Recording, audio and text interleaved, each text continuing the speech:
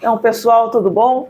Estou aqui hoje com o Sebastião, e o Sebastião é o prático presidente aqui na Natal Pilots, no Porto de Natal, e também é o nosso prático mais antigo, mais experiente. E a gente vai trazer hoje um pouco da riqueza dessa história, da riqueza desse conhecimento, da riqueza de toda essa experiência, para compartilhar com pessoas que estão querendo se tornar práticos, né? Que são, a maior parte dos seguidores do meu canal são as pessoas que querem, têm esse sonho de se tornar práticos. Quem se torna prático vai ser feliz. É uma atividade que realmente, no meu caso, me deixou muito feliz. Eu hoje já podia até ter me afastado em caráter definitivo, mas continuo e acho que ainda vou demorar um ano por aí, assim. É muito gostoso ter essa, né, trabalhar com o Sebastião, porque você passa isso, né? Você passa essa felicidade de desempenhar essa função, de ter esse trabalho, passa esse amor pela profissão. É verdade, Cláudia. Eu sou apaixonado por essa atividade. Antes eu tinha outras atividades, trabalhava no serviço público e na área de contabilidade. Então, Sebastião, conta pra gente um pouquinho, há quanto tempo você exerce essa função de prático? Olha, eu fiz concurso para praticagem, eu acho que os critérios de admissão para as praticagens eram até diferentes, eu não me lembro bem como era. Mas no meu caso já foi concurso. Já era um processo seletivo que a Marinha organizava? Já era processo seletivo que a Marinha organizava, em 1975. Eu fui classificado e eu fiquei 2 anos. 2 anos esperando para ser chamado? 2 anos para ser chamado. Na verdade, quando foi feito o concurso, era uma vaga para Natal e uma vaga para Areia Branca. Eu fui o melhor classificado na época e o capitão dos portos um dia mandou me chamar. Eram 2 vagas, era uma aqui em Natal e outra lá em Areia Branca. Exatamente. No edital do concurso não ficou definido quem ia para Areia Branca e quem vinha ficar em Natal. Um dia eu estava em Areia Branca e me surpreendi, o capitão dos portos mandou me chamar, era o comandante Ronaldo Pereira Vilaça.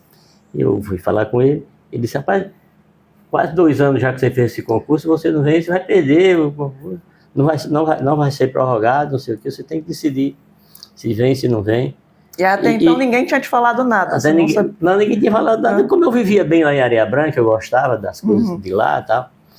Eu estudava em Mossoró, fazia faculdade em Mossoró, tinha um serviço público, eu trabalhava no serviço público, tinha um escritório de contabilidade. Como era a vida antes da praticagem? O que você fazia? Pois era isso aí.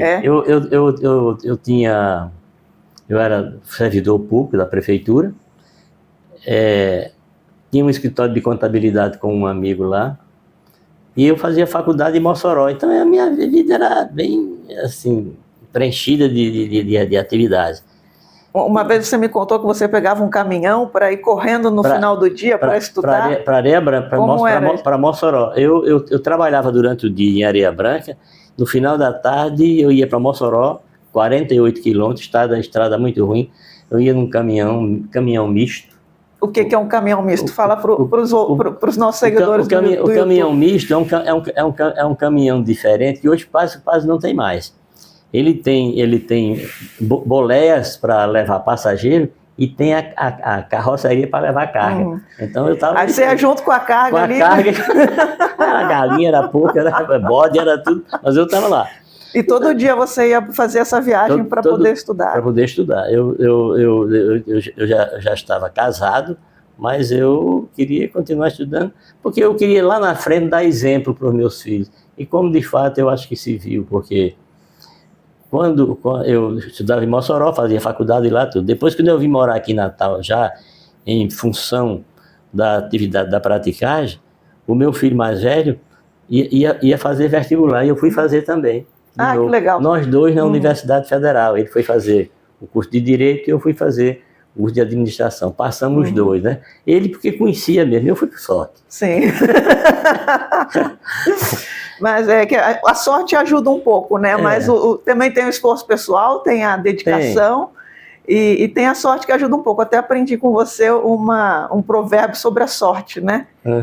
Que até as rosas precisam de sorte. Umas enfeitam a vida, outras enfeitam a morte. Exatamente. É isso mesmo. É verdade. Verdade. Eu costumo pensar que quanto mais a gente se dedica, quanto mais a gente, né, se esmera naquilo que a gente faz, mais sorte a gente tem. Mais sorte a gente tem. E as coisas caminham juntos, porque né? Associa. E você começa a colocar intenção no sentido de produzir alguma coisa boa, de produzir alguma coisa, né? É verdade. Com essa qualidade, você acaba tendo sorte no processo. Pois bem, então voltando, o capitão dos portos mandou me chamar. Mas eu queria voltar um pouquinho antes. Eu queria saber como foi que você ouviu falar da praticagem. Como foi esse contato inicial?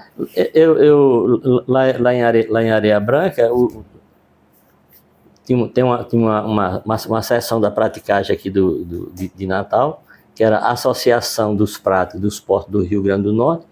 A sede era aqui em Natal, mas tinha uma agência em Macau e outra em Areia Branca. Então eu tinha muito uma amizade com o prato lá de Areia Branca, era Valquírio Edmundo, era meu amigo e tal. Quando foi construído o Porto Ilha de Areia Branca, a praticagem de Natal de Macau foi extinta. A praticagem de Macau foi extinta. Então o prático que trabalhava em Macau foi trabalhar em Areia Branca. E havia necessidade de preencher uma vaga lá em Areia Branca. E aqui em Natal também. Então foi quando eu entrei. Meu cunhado era prático aqui em Natal. E eu conversava muito com ele sobre navio, sobre praticagem, que é o assunto de quem mora, de quem vive em Areia Branca, né? É transporte de sal, é pesca, é barcaça, é navio, é praticar essa coisa. E eu fui me interessando pelo assunto, até porque também eu tinha outro objetivo.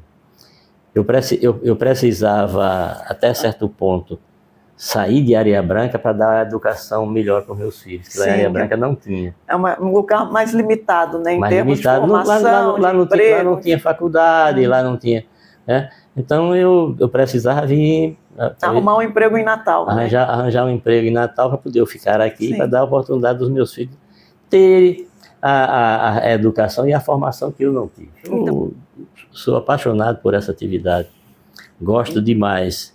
E essa semana a gente estava conversando aqui sobre... Eu falando aos meninos sobre gratidão. E eu disse a ele, como eu sou grato aos pratos que me ajudaram na orientação aqui.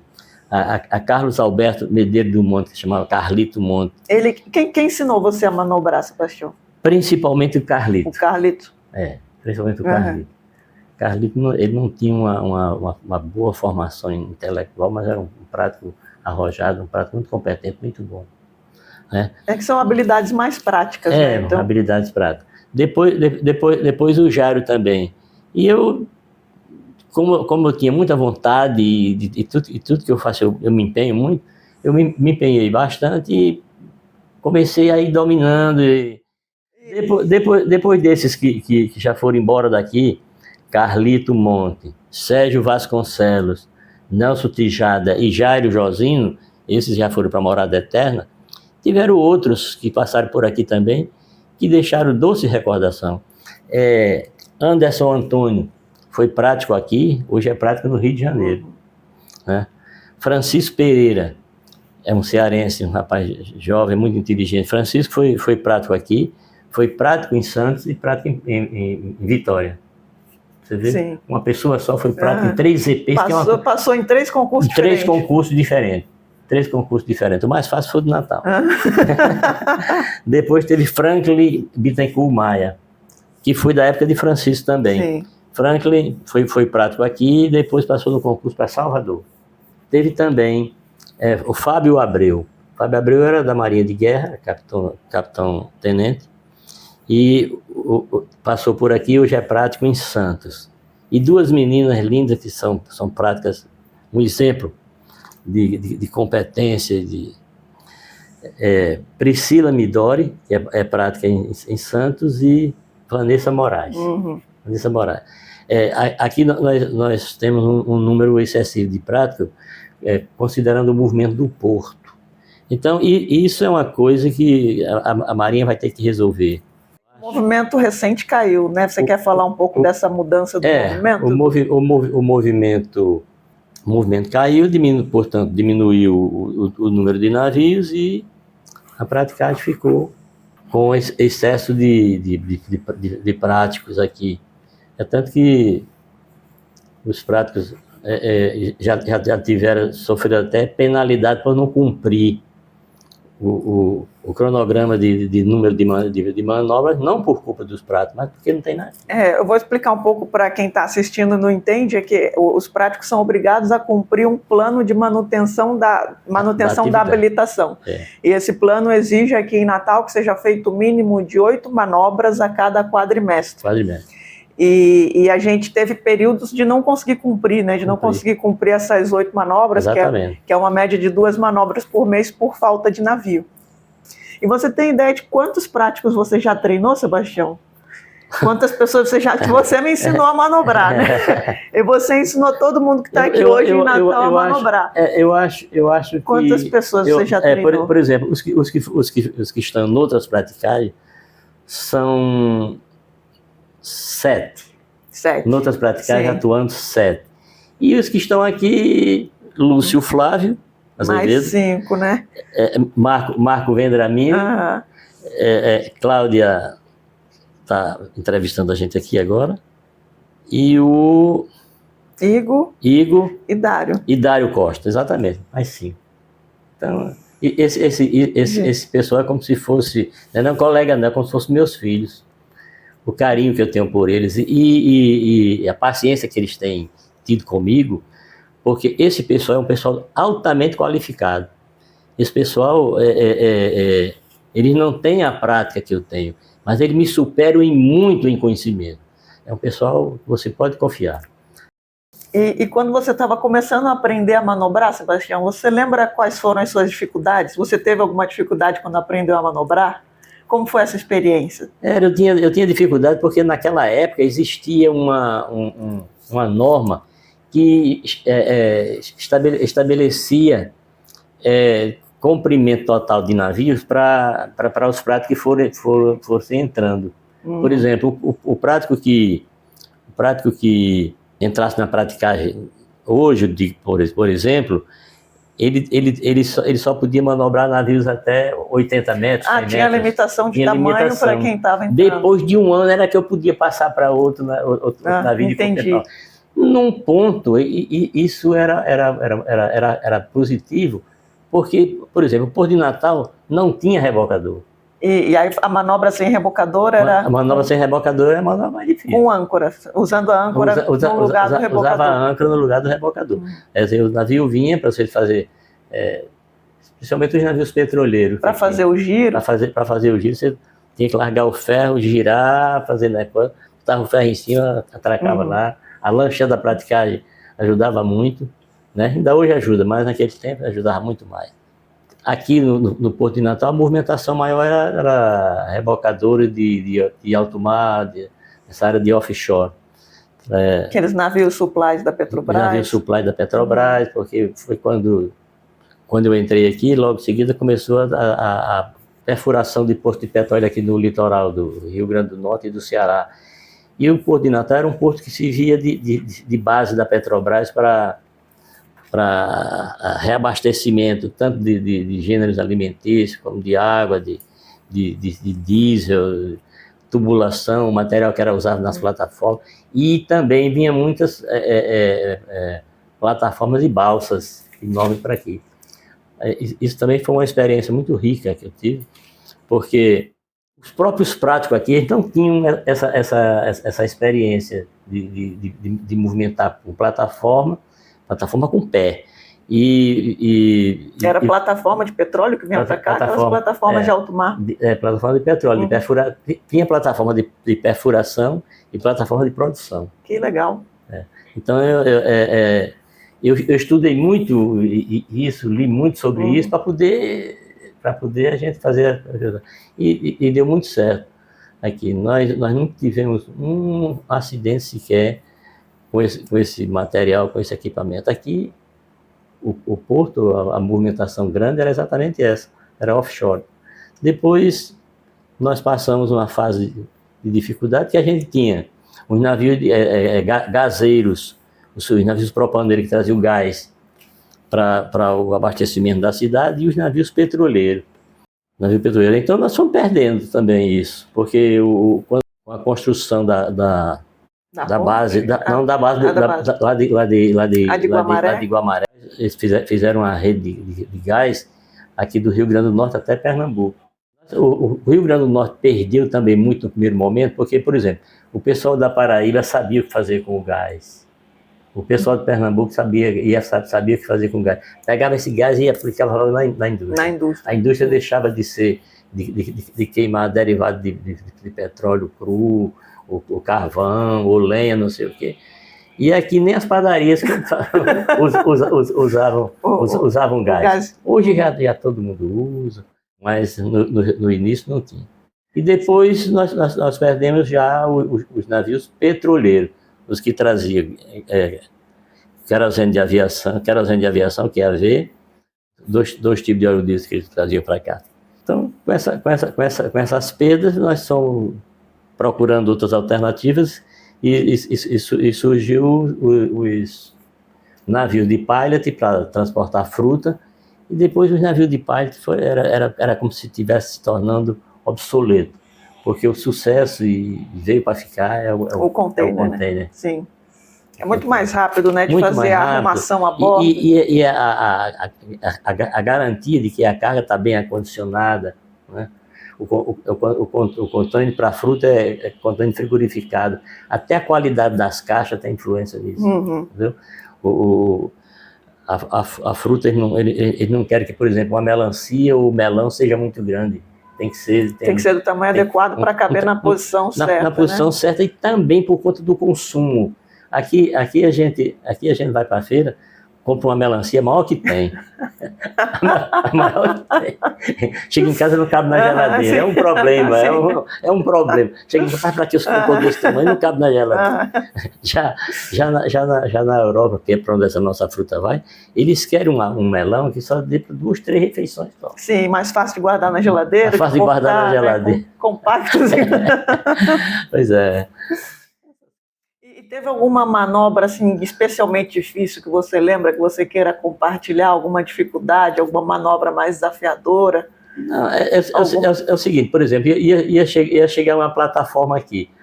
Nunca tinha entrado uma plataforma aqui em Natal, não existia ponte. Então, para facilitar o nosso trabalho, a gente conseguia com a capitania remover as boias do canal. Ah, sim. A gente tirava a boia do canal. Para passar mais fácil. Passar mais fácil, até porque também a plataforma ela podia sair do canal. Sim, passar por cima das boias. Passar por cima das boias. Então era esse trabalho. Mas a gente, com o tempo, foi dominando essa técnica, né? De entrar com plataforma e com balsa aqui. O Porto de Natal era E na época das plataformas tinha rebocador já ou era sem rebocador? Não, era os rebocadores que prestavam serviço à Petrobras. Ah, sim, eram os próprios supplies. Os próprios supplies. Como é a manobrabilidade de uma plataforma? Não consigo imaginar. Como você controla uma plataforma? Tem o efeito da corrente. Eles têm propulsão própria? Não a plataforma tem, não. As plataformas não têm. Algumas tinham. Não, vai sendo por reboque mesmo. É o reboque mesmo. Algumas plataformas tinham. Tinha umas triangular que tinha. Sim, tinha uma propulsão. Tinha propulsão. Houve até um acidente com uma aqui no cais. Nossa. Essa plataforma tinha 3 pés, né? Ela virou aqui no cais e morreu. Como? Ela virou, capotou? Foi? Nossa. Por causa da corrente? A corrente aqui no Porto Natal sempre é uma corrente muito boa, não tem uma corrente tão forte assim. Foi problema de estabilidade, foi mal distribuição do peso. Mal distribuição do peso. Mal distribuição do peso. E a gente não pode nem falar essas coisas, porque houve um inquérito, eu nem sei o resultado desse inquérito, mas... Provavelmente foi isso. Provavelmente. Né? Cláudia, você está gostando da sua atividade aqui em Natal? Eu estou gostando muito da minha atividade. É uma atividade muito gratificante, né? Eu compartilho com você essa gratidão, essa satisfação de exercer uma atividade importante, uma atividade relevante. Uma atividade que a gente conclui o trabalho e vê o resultado. Olha, né? E quais você acha que são habilidades importantes para uma pessoa que quer ser prático? olha, primeiro ter vontade de enfrentar o mar. Ter vontade de enfrentar o mar. E isso é muito importante. Apesar da nossa praticagem aqui, a nossa CP aqui, é uma praticagem diferenciada. Porque é uma praticagem, ela é um percurso pequeno. Você está em casa todo dia. Sim, Você está não em casa precisa todo dia. dormir a bordo. Não precisa dormir a bordo. É diferente de outras práticas que você sai de casa, vai, permanece no navio. Sim. Vai. Aqui em Natal é uma praticagem fantástica. Aqui só precisa ela ter uma movimentação maior. Seria o ideal, né? Ideal. Ter mais trabalho, ter mais navio. Mas como diz o Pequeno Príncipe, nada é perfeito. Pois né? A gente pode ser grato pelo que a gente tem, focar naquilo que a gente tem, né? Isso. Ao invés daquilo que a gente não tem. Não tem. Mas a gente sonha com as coisas que podem melhorar, né? Pode melhorar. Sonha exatamente com a possibilidade de melhora. Melhora. Aqui nós estamos atualmente sofrendo uma ameaça de perdermos a movimentação aqui, um navio container por semana da CMA-CGM. Sim. Um dos motivos alegados por eles é que eles vão mudar a categoria dos navios. Eles vão utilizar agora um navio de porte maior. Na faixa dos 220 metros, 220, 230 metros. Olha, nós temos uma bacia de evolução de 250 metros. Nós manobramos navios com 202, Sim, 210. Já é um 210, limite, né? É porque você não sabe o que está acontecendo lá no fundo se você não tiver batimetria recente. Sim, a nossa batimetria está desatualizada, né? A nossa batimetria é desatualizada. Mas eu tenho certeza absoluta que essa dragagem vai sair. Sim. Vai aumentar essa bacia aqui. Nós vamos manobrar aqui na vida de 230, 250 metros. A gente espera que sim, né? Vamos... Com certeza. Acredito que sim também. E qual conselho você dá para quem está se preparando para o concurso de prático? Continuar, que vai ser muito feliz na prática. Eu vi tanta cena bonita aqui tem os navios de container, por exemplo, ele chega aqui e sai rápido, demora no máximo 2 dias, mas tem os navios que carregam açúcar, sal, às vezes fica 10 dias, 15 dias, e isso para quem vive no mar, ficar 15 dias num porto é uma coisa maravilhosa. E quando ele sai daqui, já sai apaixonado pela cidade. Eu vi gente chorar, Cláudia. Parece que não é, parece brincadeira. Eu vi gente chorar, porque gente que se desfez até dos pertences para agradar a namorada que deixou aqui. É uma cidade apaixonante, Sebastião. Teve um que foi a coisa mais interessante, eu já contei essa história várias vezes. Eu fui embarcar no navio de manhãzinha cedo, 5 horas da manhã, eu vi uma mulher descendo com uma televisão. Uma televisão de tubo desse tamanho assim. Meu Deus, o que está acontecendo aqui? Quando cheguei lá, o comandante e tal, ele bem triste assim, eu disse, que passa, capitão? Ele disse assim, muito problema para capitão. Capitão não dolare, o dinheiro ele tinha... Capitão não televisa, capitão não mulher, perdeu tudo. Mas era assim. Nessa época os portos eram mais acessíveis, né? Vida de marinheiro é assim. Hoje é dia 27 de dezembro. Tem um navio fundeado ali fora da Barra. Esse navio trouxe trigo da Rússia para o Brasil, descarregou uma parte no Ceará, lá em Fortaleza, descarregou outra parte aqui, concluiu o descarregamento. Então ele está fundeado ali, aguardando instruções da empresa. Sim, para onde ir. Para onde ir. Então, vida de marinheiro é assim, quer dizer, aquela tripulação que deve ser 20, 22 pessoas, ausente da família, num porto estranho, nem na cidade eles ficaram. Sim. Né? Estão lá, estão em alto mar. Em alto mar. E não sabe para onde vai, porque quem dita para onde ele vai é a carga. É a carga. Então, os desafios da profissão. Desafio da profissão, mas isso é fantástico. Você tem que contar, né? Tem que contar. Quais são os principais desafios da manobra aqui no Porto de Natal?